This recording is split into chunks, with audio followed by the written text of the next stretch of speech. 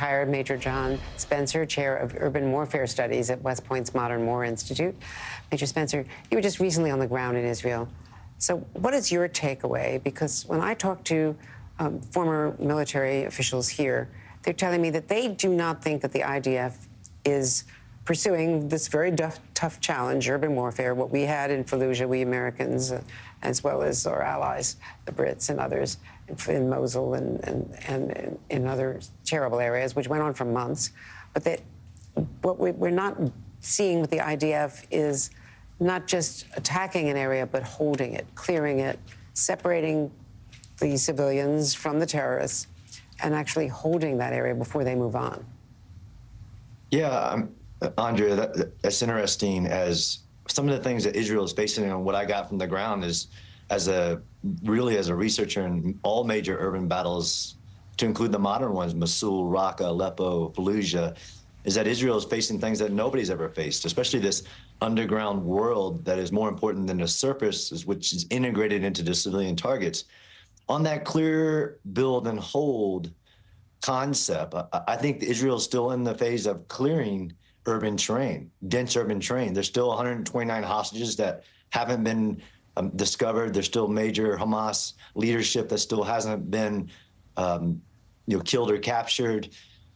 But in northern Gaza, and I think it's a signal of these forces being reduced in that areas where the area has been cleared, which is leading to these conversations. But I mean, this isn't one city, which is really hard to compare past urban battles for a single city, where if you take like Gaza City right now, which is major sections of it are cleared, and that's where you can reduce some of the forces in that area, as in that area, lower intensity operations, and to include the holding operations and the rebuilding operations could potentially start, while there's also high intensity fighting block by block, tunnel by tunnel in other areas of Gaza, like Khan Yunis, and places where Hamas strongholds continue, to include launching rockets on the exact moment of the new year, 20 rockets emanating out of Hamas territory, putting more Palestinian civilians at danger, oriented at Tel Aviv and other cities.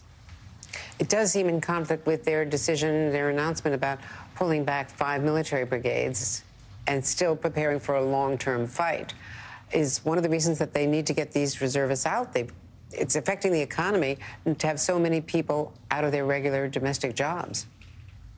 Absolutely. I mean, this strain is substantial. Of 300,000 plus reservists called up, the biggest call up of reservists in IDF history by numbers.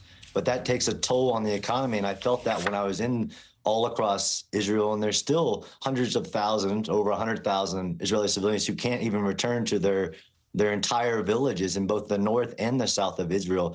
That's a sign of one of the reasons why these 5 brigades will be reduced down. But to me, it's more of a signal of the tempo of the operation in certain areas where you assign geographic areas of Gaza to like a division or a brigade. And in some areas, those areas have been cleared of Hamas militants, and you can reduce and refit those personnel, send them back into the economy, let them go back to their jobs, give them rest, time with their families, and then but also a signal that this operation will continue for months. So this is just like the U.S. military did in its longer operations, had to rotate forces. Even the Battle of Mosul saw 2 different U.S. supporting forces rotating in while that 9-month battle pursued over one city. John Spencer, thanks so much for your expertise. We really appreciate it. Thank you, sir.